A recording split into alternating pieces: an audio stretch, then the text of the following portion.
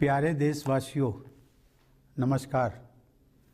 73वें गणतंत्र दिवस की पूर्व संध्या पर देश और विदेश में रहने वाले आप सभी भारत के लोगों को मेरी हार्दिक बधाई। हम सबको एक सूत्र में बांधने वाली भारतीयता के गौरव का यह उत्सव है। सन 1950 में आज ही के दिन हम सबकी इस गौरवशाली पहचान को औपचारिक स्वरूप प्राप्त हुआ था। उस दिन भारत विश्व के सबसे बड़े गणतंत्र के रूप में स्थापित हुआ और हम भारत के लोगों ने एक ऐसा संविधान लागू किया जो हमारी सामूहिक चेतना का जीवंत दस्तावेज है। हमारे विविधतापूर्ण और सफल लोकतंत्र की सराहना पूरी दुनिया में की जाती है। हर साल गणतंत्र दिवस के दिन हम अपने गतिशील लोकतंत्र तथा राष्ट्रीय एकता की भावना का उत्सव मनाते हैं। महामारी के कारण इस वर्ष के उत्सव में धूमधाम भले ही कुछ कम हो, परंतु हमारी भावना हमेशा की तरह सशक्त है। गणतंत्र दिवस का यह दिन उन महानायकों को याद करने का अवसर भी है जिन्होंने स्वराज के सपने को साकार करने के लिए अतुलनीय साहस का परिचय दिया तथा उसके लिए देशवासियों में संघर्ष करने का उत्साह जगाया। 2 दिन पहले 23 जनवरी को हम सभी देशवासियों ने जय हिंद का उद्घोष करने वाले नेताजी सुभाष चंद्र बोस की 125वीं जयंती पर उनका पूर्ण स्मरण किया है। स्वाधीनता के लिए उनकी ललक और भारत को गौरवशाली बनाने की उनकी महत्वाकांक्षा हम सब के लिए प्रेरणा का स्रोत है। हम अत्यंत सौभाग्यशाली हैं कि हमारे संविधान का निर्माण करने वाली सभा में उस दौर की सर्वश्रेष्ठ विभूतियों का प्रतिनिधित्व था। वे लोग हमारे महान स्वाधीनता संग्राम के प्रमुख ध्वजवाहक थे। लंबे अंतराल के बाद भारत की राष्ट्रीय चेतना का पुनर्जागरण हो रहा था। इस प्रकार वे असाधारण महिलाएं और पुरुष एक नई जागृति के अग्रदूत की भूमिका निभा रहे थे। उन्होंने संविधान के प्रारूप के प्रत्येक अनुच्छेद, वाक्य और शब्द पर सामान्य जनमानस के हित में विस्तृत चर्चा की। वह विचार मंथन लगभग 3 वर्ष तक चला। अंततः डॉक्टर बाबा साहेब आम्बेडकर ने प्रारूप समिति के अध्यक्ष की हैसियत से संविधान को आधिकारिक स्वरूप प्रदान किया और वह हमारा आधारभूत ग्रंथ बन गया। यद्यपि हमारे संविधान का कलेवर विस्तृत है, क्योंकि उसमें राज्य के कामकाज की व्यवस्था का भी विवरण है, लेकिन संविधान की संक्षिप्त प्रस्तावना में लोकतंत्र, न्याय, स्वतंत्रता, समानता और बंधुत्व के मार्गदर्शक सिद्धांत सारगर्भित रूप से उल्लिखित हैं। इन आदर्शों से उस ठोस आधारशिला का निर्माण हुआ है जिस पर हमारा भव्य गणतंत्र मजबूती से खड़ा है। इन्हीं जीवन मूल्यों में हमारी सामूहिक विरासत भी परिलक्षित होती है। इन जीवन मूल्यों को मूल अधिकारों तथा नागरिकों के मूल कर्तव्यों के रूप में हमारे संविधान द्वारा बुनियादी महत्व प्रदान किया गया है। अधिकार और कर्तव्य एक ही सिक्के के 2 पहलू हैं। संविधान में उल्लिखित मूल कर्तव्यों का नागरिकों द्वारा पालन करने से मूल अधिकारों के लिए समुचित वातावरण बनता है। आह्वान किए जाने पर राष्ट्र की सेवा करने के मूल कर्तव्य को निभाते हुए हमारे करोड़ों देशवासियों ने स्वच्छता अभियान से लेकर कोविड टीकाकरण अभियान को जन आंदोलन का रूप दिया है। ऐसे अभियानों की सफलता का बहुत बड़ा श्रेय हमारे कर्तव्यपरायण नागरिकों को जाता है। मुझे विश्वास है कि हमारे देशवासी इसी कर्तव्य निष्ठा के साथ राष्ट्रहित के अभियानों को अपनी सक्रिय भागीदारी से मजबूत बनाते रहेंगे। प्यारे देशवासियों, भारत का संविधान 26 नवंबर 1949 को संविधान सभा द्वारा अंगीकृत, अधिनियमित और आत्मार्पित किया गया। उस दिन को हम संविधान दिवस के रूप में मनाते हैं। उसके 2 महीने बाद 26 जनवरी 1950 से हमारा संविधान पूर्णतः प्रभावी हुआ। ऐसा सन 1930 के उस दिन को यादगार बनाने के लिए किया गया था जिस दिन भारतवासियों ने पूरी आज़ादी हासिल करने का संकल्प लिया था। सन 1930 से 1947 तक हर साल 26 जनवरी को पूर्ण स्वराज दिवस के रूप में मनाया जाता था। अतः यह तय किया गया कि उसी दिन से संविधान को पूर्णतः प्रभावी बनाया जाए। सन 1930 में महात्मा गांधी ने देशवासियों को पूर्ण स्वराज दिवस मनाने का तरीका समझाया था। उन्होंने कहा था, चूँकि हम अपने ध्येय को अहिंसात्मक और सच्चे उपायों से ही प्राप्त करना चाहते हैं और यह काम हम केवल आत्मशुद्धि के द्वारा ही कर सकते हैं, इसलिए हमें चाहिए कि उस दिन हम अपना सारा समय यथाशक्ति कोई रचनात्मक कार्य करने में बिताएं। यथाशक्ति रचनात्मक कार्य करने का गांधी जी का यह उपदेश सदैव प्रासंगिक रहेगा। उनकी इच्छा के अनुसार गणतंत्र दिवस का उत्सव मनाने के दिन और उसके बाद भी हम सब की सोच और कार्यों में रचनात्मकता होनी चाहिए। गांधी जी चाहते थे कि हम अपने भीतर झांक कर देखें, आत्मनिरीक्षण करें और बेहतर इंसान बनने का प्रयास करें और उसके बाद बाहर भी देखें, लोगों के साथ सहयोग करें और एक बेहतर भारत तथा बेहतर विश्व के निर्माण में अपना योगदान करें। प्यारे देशवासियों, मानव समुदाय को एक दूसरे की सहायता की इतनी ज़रूरत कभी नहीं पड़ी थी जितनी कि आज है। अब 2 साल से भी अधिक समय बीत गया है, लेकिन मानवता का कोरोना वायरस के विरुद्ध संघर्ष अभी भी जारी है। इस महामारी में हजारों लोगों को जान से हाथ धोना पड़ा है। पूरे विश्व की अर्थव्यवस्था पर आघात हुआ है। विश्व समुदाय को अभूतपूर्व विपदा का सामना करना पड़ा है। नित नए रूपों में यह वायरस नए संकट प्रस्तुत करता रहा है।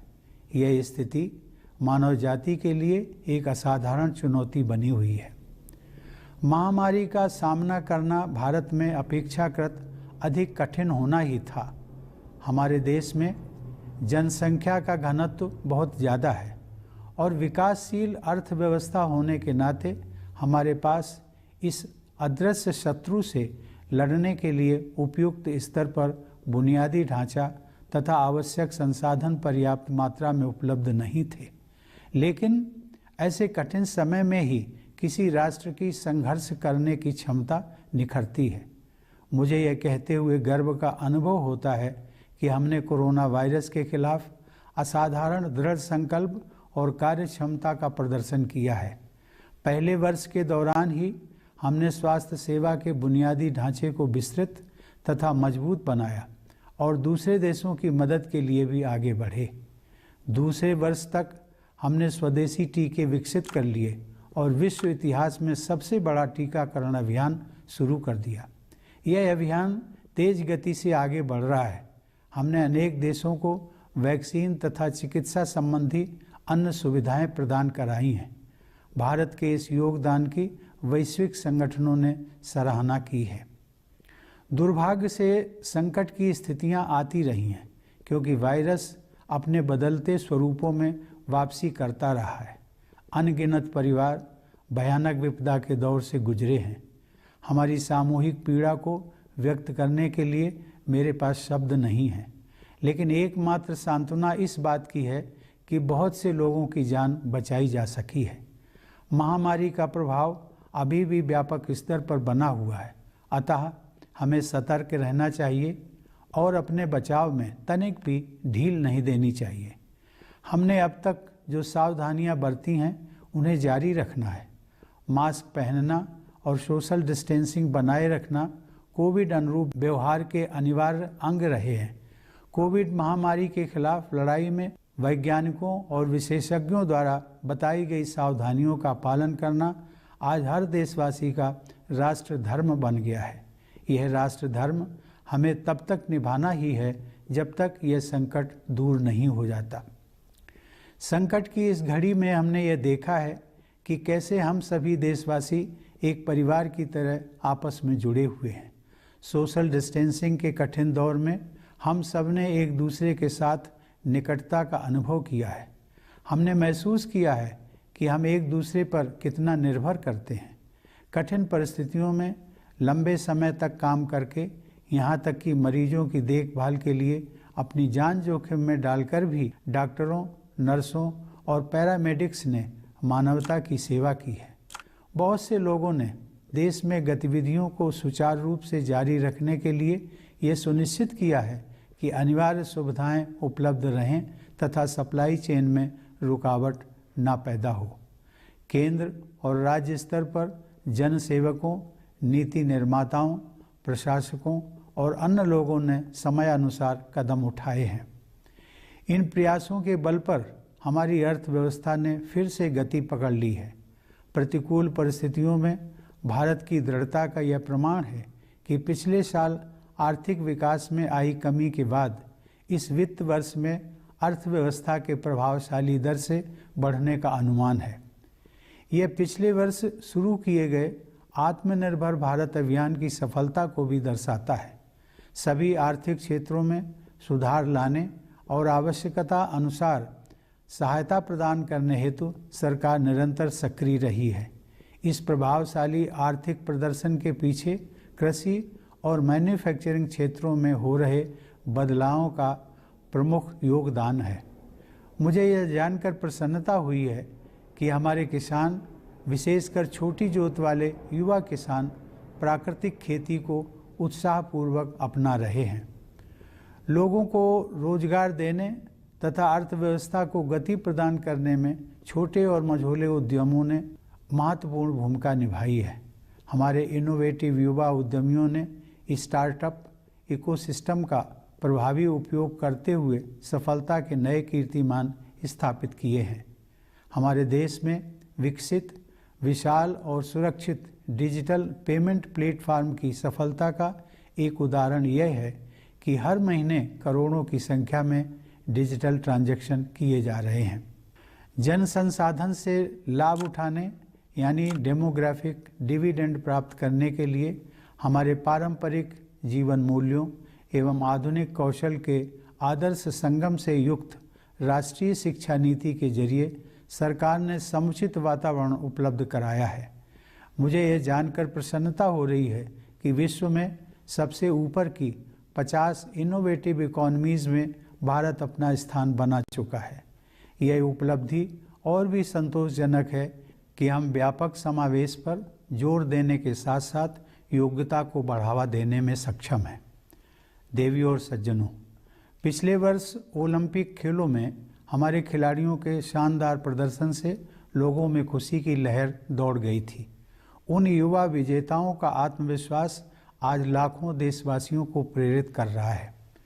हाल के महीनों में हमारे देशवासियों द्वारा विभिन्न क्षेत्रों में अपनी प्रतिबद्धता और कर्मठता से राष्ट्र और समाज को मजबूती प्रदान करने वाले अनेक उल्लेखनीय उदाहरण मुझे देखने को मिले हैं। उनमें से मैं केवल 2 उदाहरणों का उल्लेख करूंगा। भारतीय नौसेना और कोचीन शिपयार्ड लिमिटेड की समर्पित टीमों ने स्वदेशी व अत्याधुनिक विमानवाहक पोत IAC विक्रांत का निर्माण किया है, जिसे हमारी नौसेना में शामिल किया जाना है। ऐसी आधुनिक सैन्य क्षमताओं के बल पर अब भारत की गणना विश्व के प्रमुख नौसेना शक्ति संपन्न देशों में की जाती है।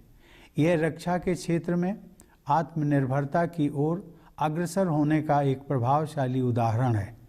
इससे हटकर एक विशेष अनुभव मुझे बहुत हृदय स्पर्शी लगा।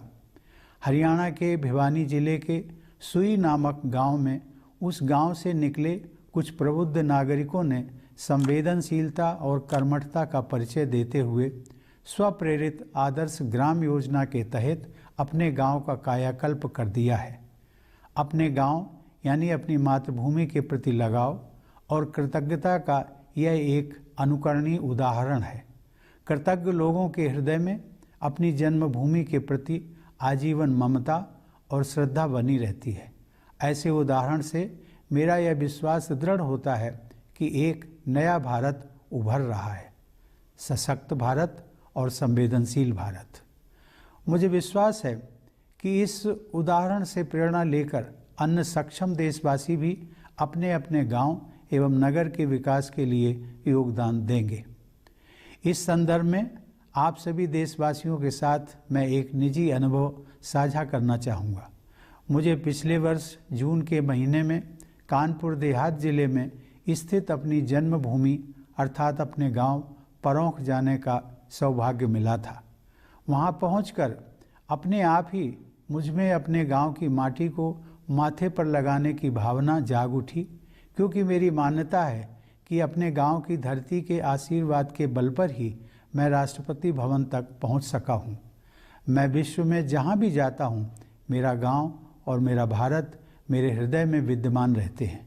भारत के जो लोग अपने परिश्रम और प्रतिभा से जीवन की दौड़ में आगे निकल सके हैं, उनसे मेरा अनुरोध है कि अपनी जड़ों को, अपने गांव, कस्बे, शहर को और अपनी माटी को हमेशा याद रखिए। साथ ही आप सब अपने जन्म स्थान और देश की जो भी सेवा कर सकते हैं अवश्य कीजिए। भारत के सभी सफल व्यक्ति यदि अपने अपने जन्म स्थान के विकास के लिए निष्ठापूर्वक कार्य करें तो स्थानीय विकास के आधार पर पूरा देश विकसित हो जाएगा।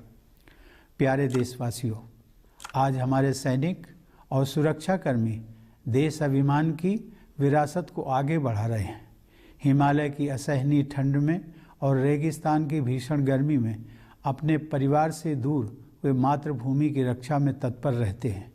हमारे सशस्त्र बल तथा पुलिसकर्मी देश की सीमाओं की रक्षा करने तथा आंतरिक व्यवस्था बनाए रखने के लिए रात दिन चौकसी रखते हैं, ताकि अन्य सभी देशवासी चैन की नींद सो सकें।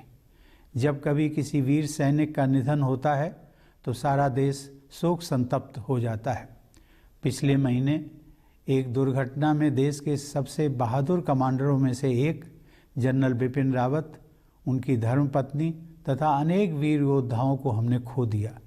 इस हादसे से सभी देशवासियों को गहरा दुख पहुंचा। देवी और सज्जनों, देश प्रेम की भावना देशवासियों की कर्तव्य निष्ठा को और मजबूत बनाती है। चाहे आप डॉक्टर हों या वकील, दुकानदार हों या ऑफिस वर्कर, सफाई कर्मचारी हों या मजदूर, अपने कर्तव्य का निर्वहन निष्ठा व कुशलता से करना देश के लिए आपका प्राथमिक और सबसे महत्वपूर्ण योगदान है। सशस्त्र बलों के सर्वोच्च कमांडर के रूप में मुझे यह उल्लेख करते हुए प्रसन्नता हो रही है कि यह वर्ष सशस्त्र बलों में महिला सशक्तिकरण की दृष्टि से विशेष महत्वपूर्ण रहा है। हमारी बेटियों ने परंपरागत सीमाओं को पार किया है और अब नए क्षेत्रों में महिला अधिकारियों के लिए स्थायी कमीशन की सुविधा आरंभ हो गई है। साथ ही सैनिक स्कूलों तथा सुप्रतिष्ठित नेशनल डिफेंस एकेडमी से महिलाओं के आने का मार्ग प्रशस्त होने से सेनाओं की टैलेंट पाइपलाइन तो समृद्ध होगी ही, हमारे सशस्त्र बलों को बेहतर जेंडर बैलेंस का लाभ भी मिलेगा। मुझे विश्वास है कि भविष्य की चुनौतियों का सामना करने के लिए भारत आज बेहतर स्थिति में है। 21वीं सदी को जलवायु परिवर्तन के युग के रूप में देखा जा रहा है और भारत ने अक्षय ऊर्जा के लिए अपने साहसिक और महत्वाकांक्षी लक्ष्यों के साथ विश्व मंच पर नेतृत्व की स्थिति बनाई है। निजी स्तर पर हम में से प्रत्येक व्यक्ति गांधी जी की सलाह के अनुरूप अपने आसपास के परिवेश को सुधारने में अपना योगदान कर सकता है। भारत ने सदैव समस्त विश्व को एक परिवार ही समझा है। मुझे विश्वास है कि विश्व बंधुत्व की इसी भावना के साथ हमारा देश और समस्त विश्व समुदाय और भी अधिक समरस तथा समृद्ध भविष्य की ओर आगे बढ़ेंगे। प्यारे देशवासियों, इस वर्ष जब हमारे देश की आज़ादी के 75 साल पूरे होंगे, तब हम अपने राष्ट्रीय इतिहास का एक महत्वपूर्ण पड़ाव पार करेंगे। इस अवसर को हम आज़ादी का अमृत महोत्सव के रूप में मना रहे हैं। मुझे यह जानकर प्रसन्नता हो रही है कि बड़े पैमाने पर हमारे देशवासी, विशेषकर हमारे युवा, इस ऐतिहासिक आयोजन में उत्साहपूर्वक भाग ले रहे हैं। यह न केवल अगली पीढ़ी के लिए बल्कि हम सभी के लिए अपने अतीत के साथ पुनः जुड़ने का एक शानदार अवसर है।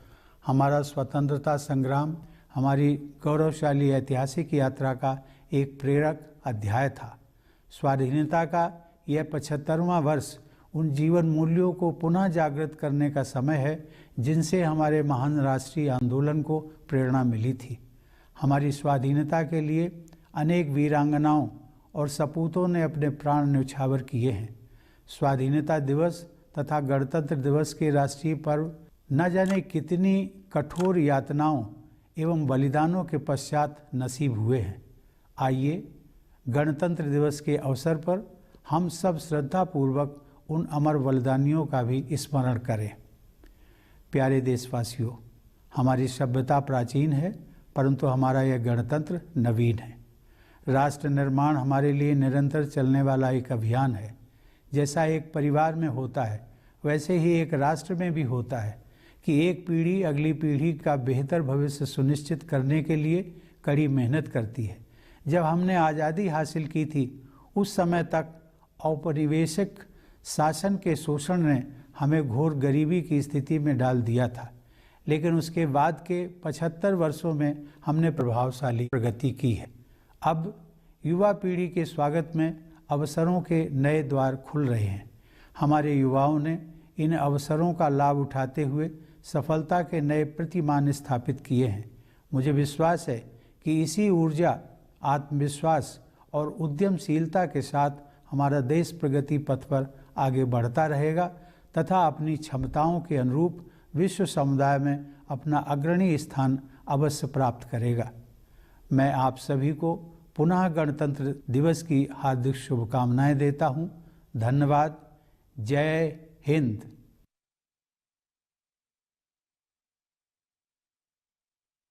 Dear fellow citizens, Namaskar. My heartiest greetings to all of you in India and abroad on the eve of the 73rd Republic Day. It is an occasion to celebrate what is common to us all, our Indianness. It was on this day in 1950 that this sacred essence of us all assumed a formal shape.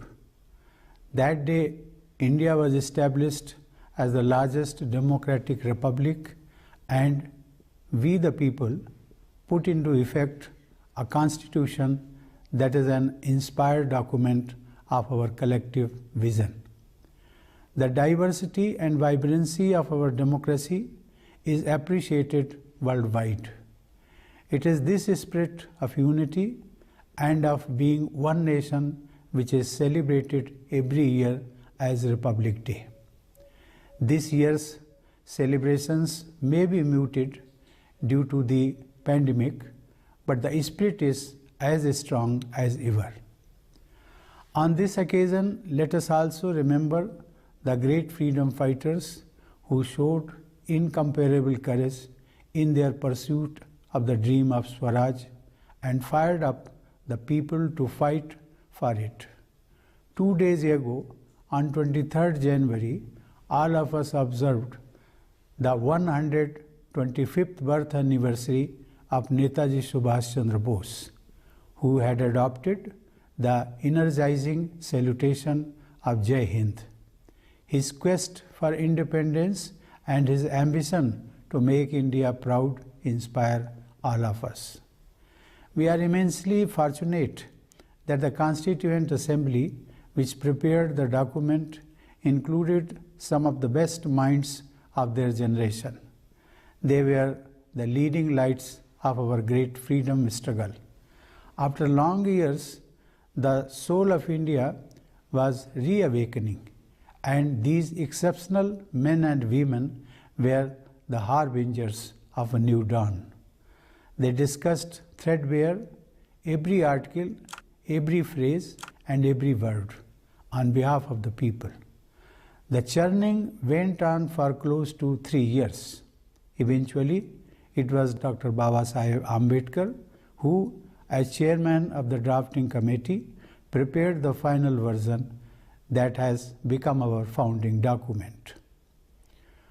While the text of the Constitution dealing with the details of the workings of the state is quite long, the preamble sums up its guiding principles: democracy, justice, liberty, equality, and fraternity. They form the bedrock on which our republic stands. These are the values that form our collective inheritance. These values have been accorded primacy in our Constitution in the form of fundamental rights and fundamental duties of the citizens. Rights and duties are two sides of the same coin.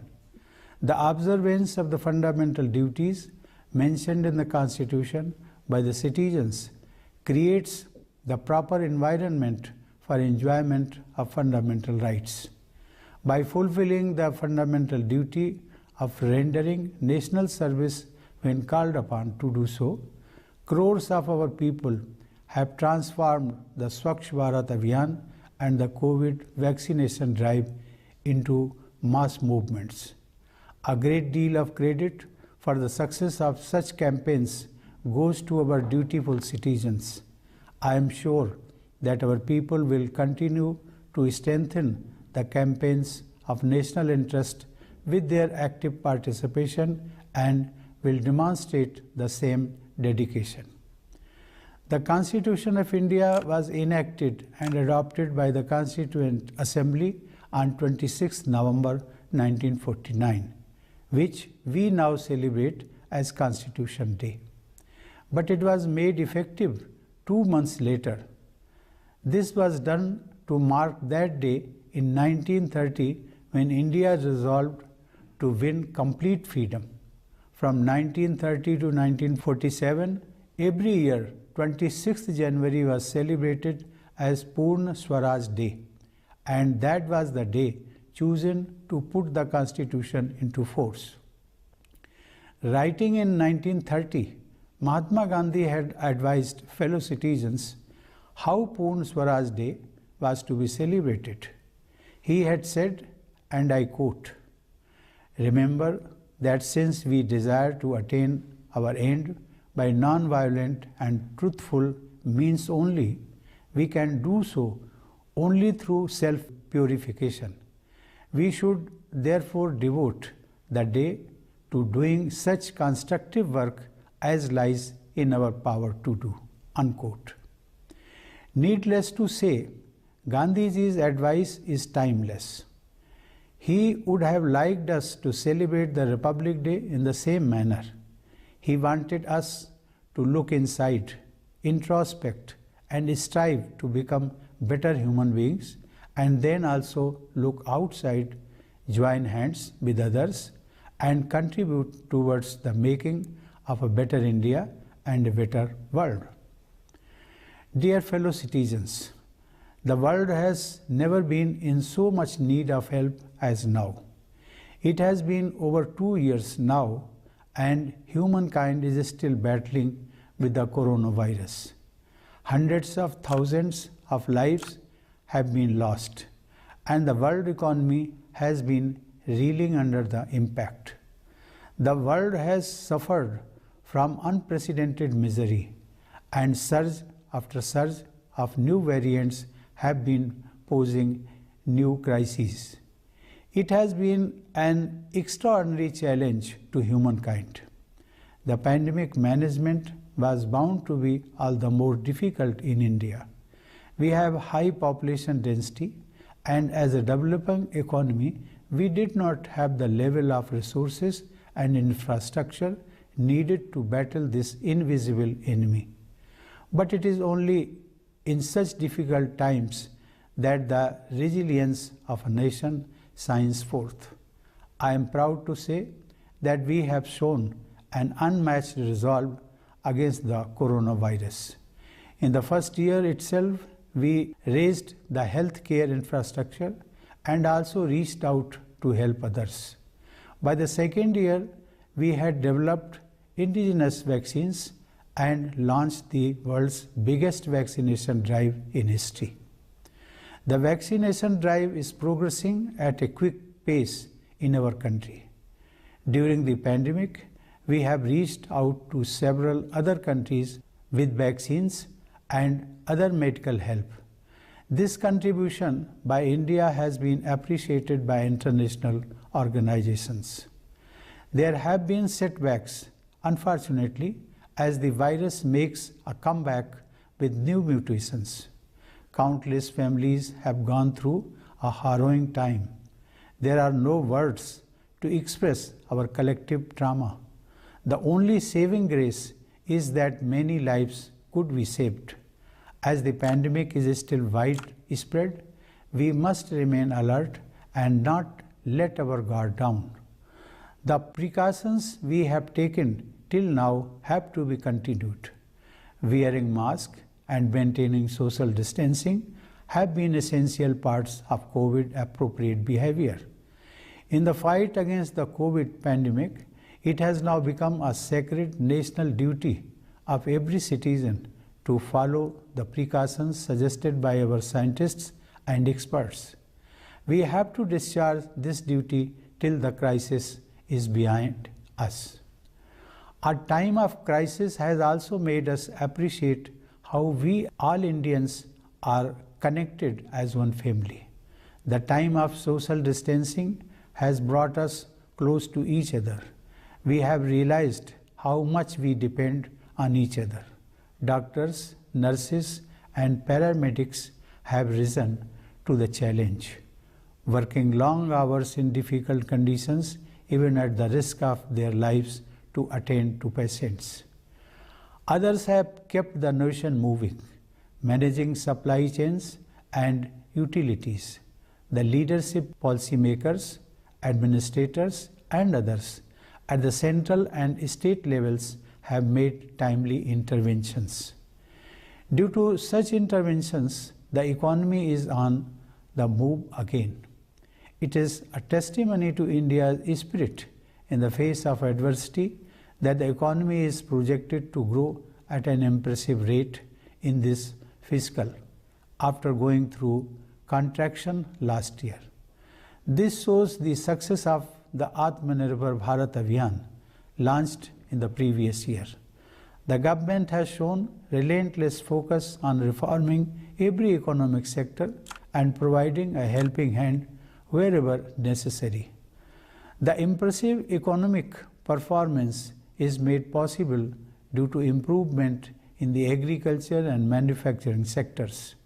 I am happy to note that our farmers, especially young farmers with small holdings, are enthusiastically adopting natural farming. Small and medium enterprises have played an important role in providing employment to people and imparting impetus to the economy. Our innovative young entrepreneurs have set new benchmarks of success by making effective use of the startup ecosystem. It is a testimony to the success of our country's massive and robust digital payment platform that millions of digital transactions are being done every month. To reap the demographic dividend, the government has created the right environment with the national education policy that makes a perfect blend of traditional values and modern skills. It is gratifying to note that India has found a place among the top 50 innovative economies.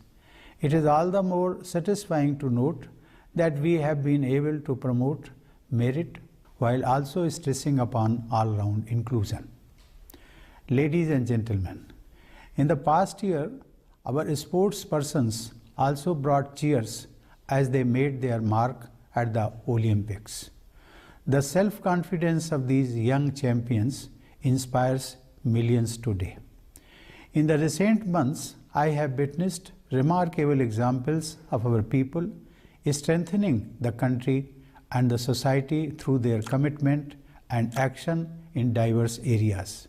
However, I will mention only two such instances. The dedicated teams of the Indian Navy and Cochin Shipyard Limited have built an indigenous state-of-the-art aircraft carrier IAC Vikrant, which is to be inducted into our Navy. Due to such modern military capabilities, India is now counted among the world's leading naval powers. This is an impressive example of moving towards self-reliance in the field of defense.